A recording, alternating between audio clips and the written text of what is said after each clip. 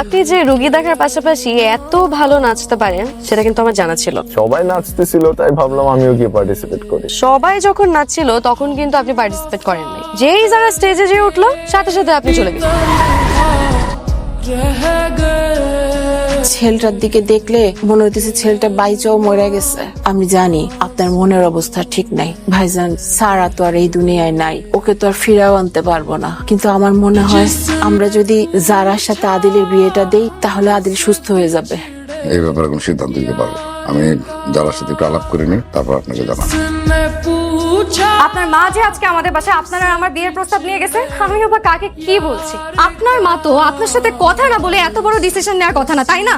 সেই মানুষটা সারা স্মৃতি নিয়ে সব জায়গায় ঘুরে বেড়াচ্ছে, অথচ সেই মানুষটাই সারা মারা গেছে 2 মাস হয় নাই, এর মধ্যে বিয়ের পিড়িতে বসার জন্য পাগল হয়ে গেছেন। তাছাড়া আপনি সারাকে এত তাড়াতাড়ি ভুলতে পারলেও আমি আমার বোনকে কোনোদিন ভুলতে পারবো না। তাই আপনিও আপনার মাকে খুব ভালো করে এটা বলে দিবেন যে ফার্দার আমাদের বাসায় যেন এরকম উল্টাপাল্টা প্রস্তাব না নিয়ে আসে। আর আপনিও এই ধরনের চিন্তা না মাথা থেকে ঝেড়ে ফেলুন। সবার কাছে সারা হয়তো মৃত হতে পারে, কিন্তু ও আমার কাছে জীবিত। তার জায়গা তুমি কেন? অন্য কোনো মেয়েকেই আমি দিতে পারবো না। আমি আসলে জানতাম না যে মা এই কাজ করবে, তোমার কাছ থেকে জানতে পারলাম। আমি খুবই সরি। তুমি যাও, আমি তোমাকে কথা দিচ্ছি এ ধরনের কথা তুমি কখনো আর শুনবে না। মাও তোমাদের বাড়িতে কখনো আর যাবে না। আরে আমি জানি তোমার মনের অবস্থা ঠিক নেই, কিন্তু আমার ছেলেটার মুখের দিকে তাকায় কথাগুলো তোমাকে বলতেই হইতেছে। আজকে 3টা দিন যাবত ছেলেটা একটা রুমের মধ্যেই বসে আছে, গোসল নাই, খাওয়া নাই, ঘুম নাই, কারোর সাথে কোনো কথা বলে না, কিছু জিজ্ঞেস করলে উত্তরও দেয় না। মারে আমার একটা অনুরোধ, তুমি আমার সাথে একটু চলো, তুমি ওরে বুঝাইলে ঠিকই তুমি না করো না মা। কয়দিন যাবত বাসা থেকে বের হন না? এখান থেকে পড়ে গেলে সারার কাছে যাওয়া যাবে না।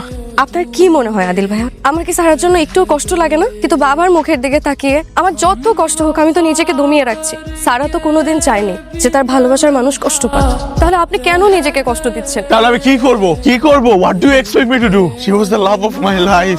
ভালোবাসতাম আমি ওকে পাগলের মতো। আমার সাথে সংসার করতে চাইছিল, আমরা একসাথে বৃদ্ধ হব, একসাথে কত স্বপ্ন। আমার কথা একটাবার চিন্তা করো, বিয়ের আসর থেকে আমরা কত সুন্দরভাবে খাচ্ছিলাম, আমার সারা আমার মুখের মধ্যে মারা গেছে। আমি কি করব যারা, আমি কি করব? আল্লাহ আমাকে কেন নিয়ে গেল না? আমাকে কেন রেখে গেল এখানে? দেখেন, ভাগ্যে কি লেখা আছে এটা তো আমরা কেউ জানি না। আমরা তো আর সারাকে ফিরে পাবো না। আপনি যে নিজেকে এভাবে কষ্ট দিচ্ছেন তাতে তো সারার আত্মা কষ্ট পাচ্ছে। আমি যদি এখন সারার কাছে চলে যাই তাহলে সারা সব অভিমান ভেঙে যাবে। আদিল ভাই পাগলামি করবেন না। কালকে থেকে আপনি একদম নরমাল লাইফে ব্যাক করুন। সকালবেলা ঘুম থেকে উঠবেন, ব্রেকফাস্ট করবেন, হসপিটালে যাবেন, আমি আপনাকে ফলো আপ করবো। আর এখন আপনি নিচে যে ফ্রেশ